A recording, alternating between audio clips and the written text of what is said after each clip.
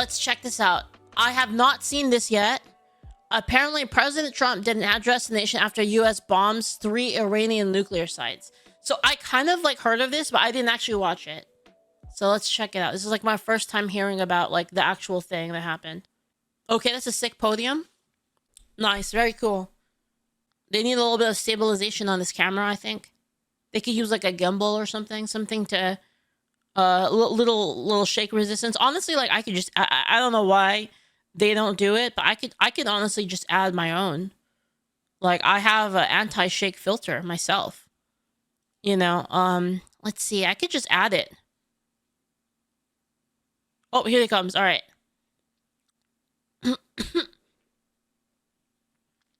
Have a good 1 second, son.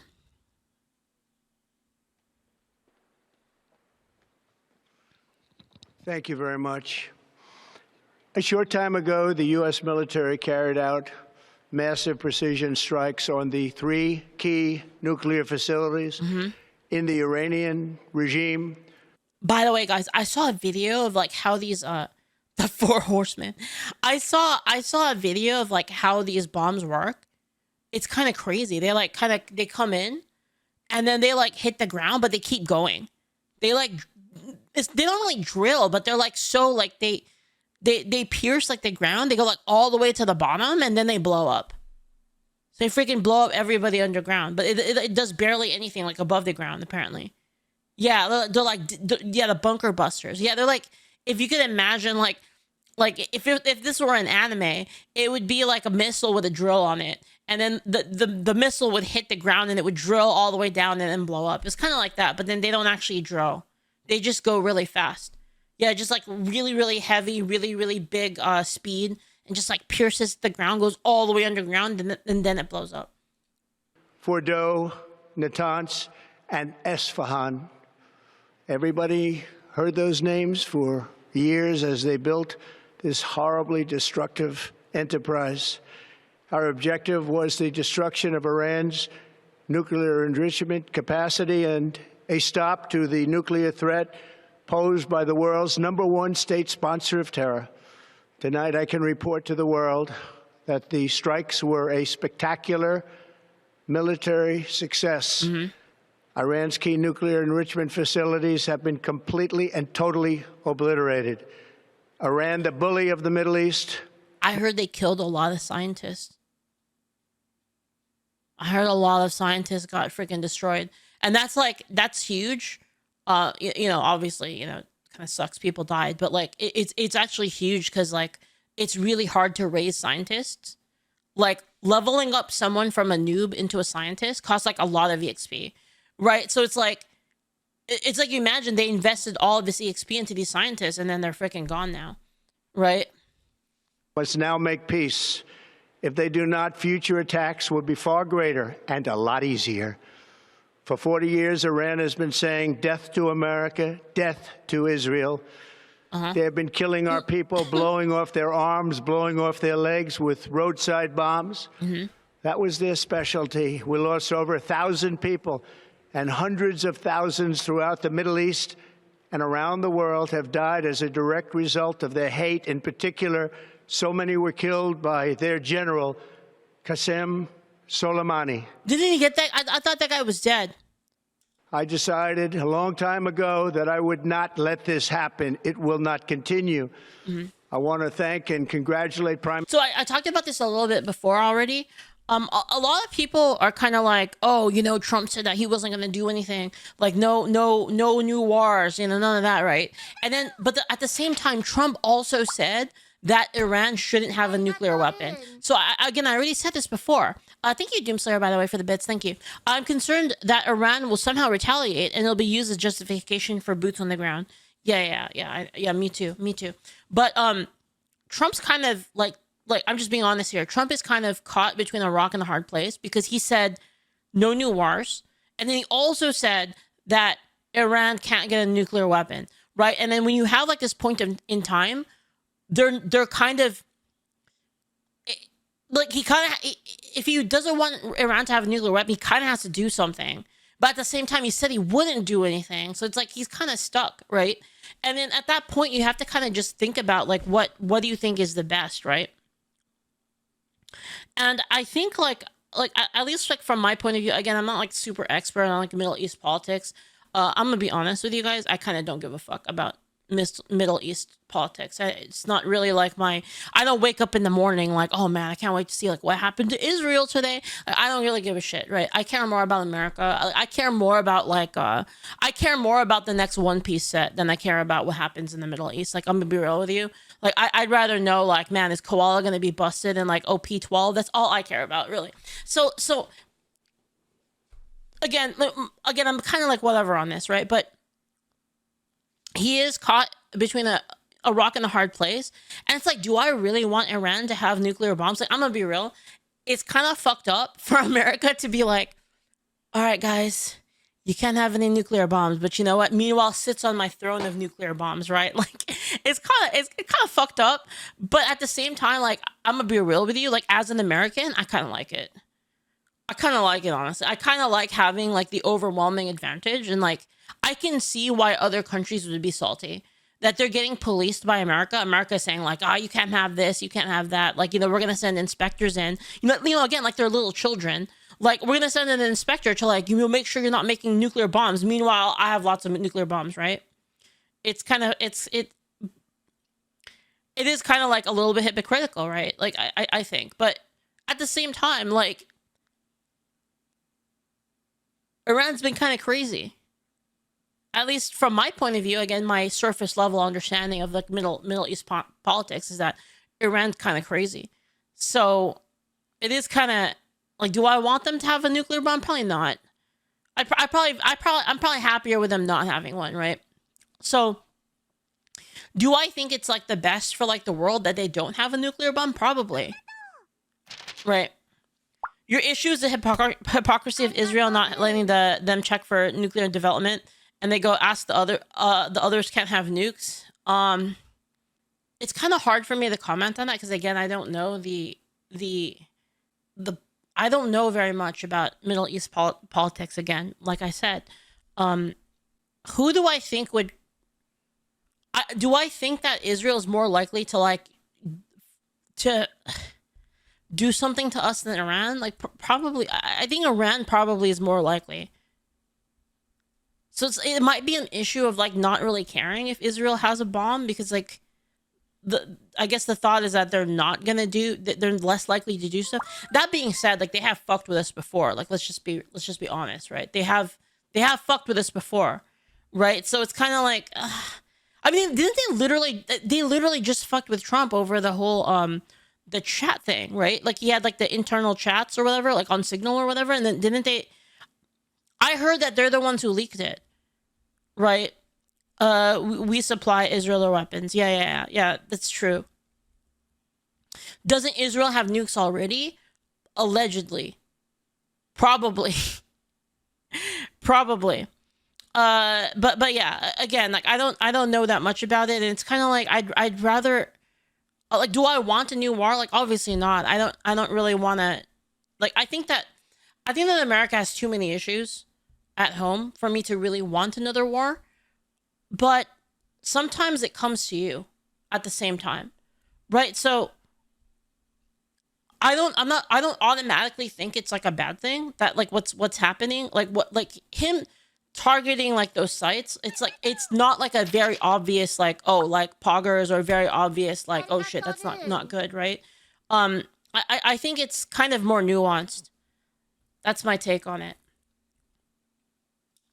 Minister Bibi Netanyahu. Thank you so much for the bits. Thank you, Sudafed. Iran has likely already sent irregular warfare sleeper cells throughout the open southern border under Biden. There is a real threat of attacks being conducted in America in retaliation. I mean,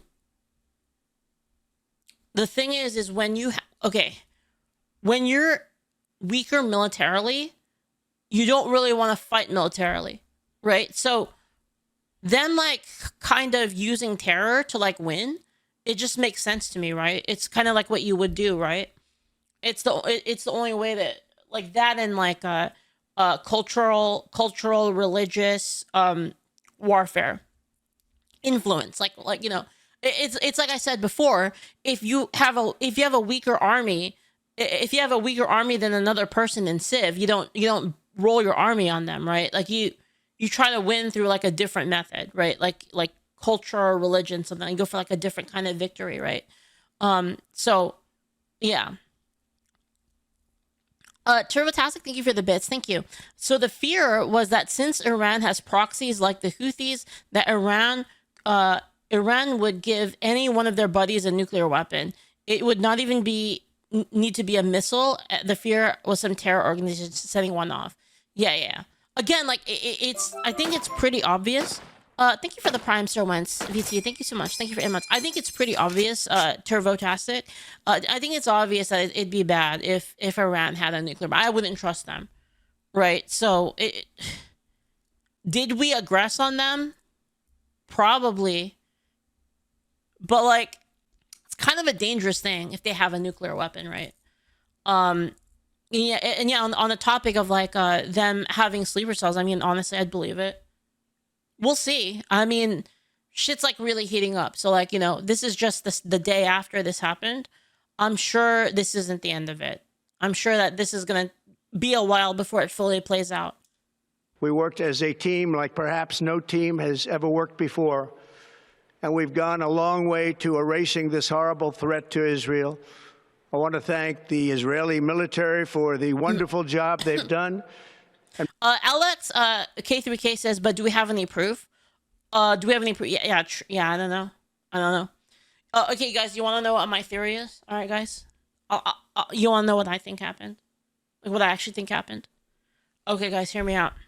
Iran has the counter to the red heifers. So, like, Israel's trying to make, like, the red heifers so that they can, like, rebuild the temple and stuff like that. But Iran has, like, their own version of it. Like, I don't know, maybe it's, like, a red goat or something like that, right? And so, like, they were, like, both competing to, like, they're trying to tech up to, like, to get, like, the red heifers first.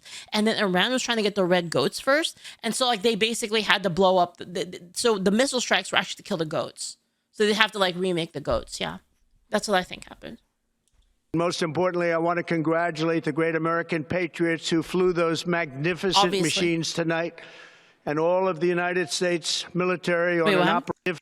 And most importantly, I want to congratulate the great American patriots who flew those magnificent machines tonight, and all of the United States military on an operation the likes of which the world has not seen in many, many decades. Hopefully, we will no longer need their services in this capacity. I hope that's so. I also want to congratulate the chairman of the Joint Chiefs of Staff, General Dan Raisin Kane, spectacular general, and all of the... Wait, that's a restaurant. Hope that's so.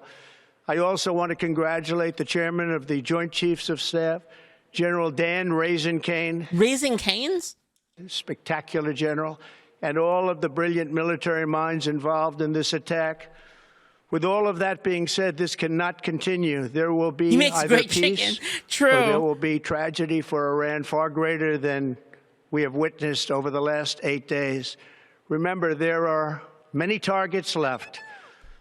Tonight. Thanks for the bits, 500 Drink Man. Can we get that Trump dancing video going? I haven't seen that. What?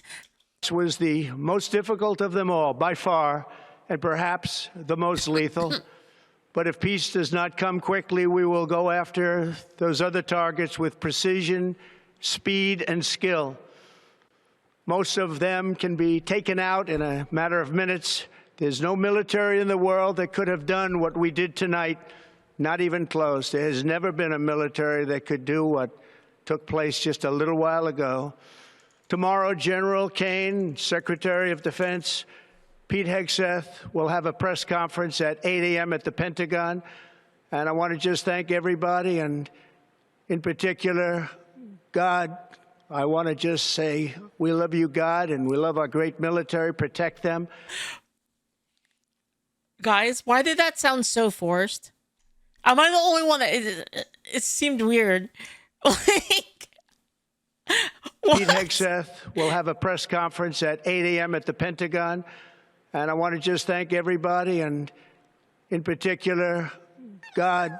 I want to just say we love you. Moshiko Dayanagi, thank you for the bits. If you want to know why letting Iran having nuclear weapons is not okay, just read Ansar Sarkha, which is being supported and supplied by Iran. And I think if Jackson Hinkle is a patriot of America supporting the ones who have these words as official political slogan, what? I don't even know what that is. I don't even know what that is, man. God, and we love our great military, protect them. God bless the Middle East. God. You know, though, like, to be honest, like, if you think about Trump, it was probably really hard for him to say that. You know, like, I'm not hating or anything. I just think it was really hard for them to say that because he probably hasn't really said stuff like that before. Like, I mean, he has, but, like, it's kind of new to him, you know? Like, I really wonder if, like, him getting shot actually changed, like, his view on things. Like, you know, because, like, I'd imagine, like, from his point of view, it was a fucking miracle that he didn't die, right? So it's like, did it change him, like, in the mind? Like, holy crap, like, you know, it's possible, right? God bless Israel and God bless America. Thank you very much. The Middle East, God bless Israel and God bless them. God bless the Middle East, God bless Israel and God bless America. Thank you very much. God bless everyone. Okay. God bless us, everyone. Thank you. Delta Bird says, why was America last? He puts America last on the list because it has the most impact, because it's the final statement, right? I don't think it has anything to do with him thinking America is last. I think it's just, you know how you know how, like, when he does his speech, like here's precedent. You know how he does that, like, make America great again thing, and he goes through, like, make America this again, make America this again, and then he goes, and then make America great again. That's, like, the last thing that he says. So, like, I think it's, like, it has the most impact as being, like, the very last thing he says. So, yeah, I don't think it's an issue of him thinking that Israel and the Middle East are better than America. I don't think so. That it? That it? All right. Well.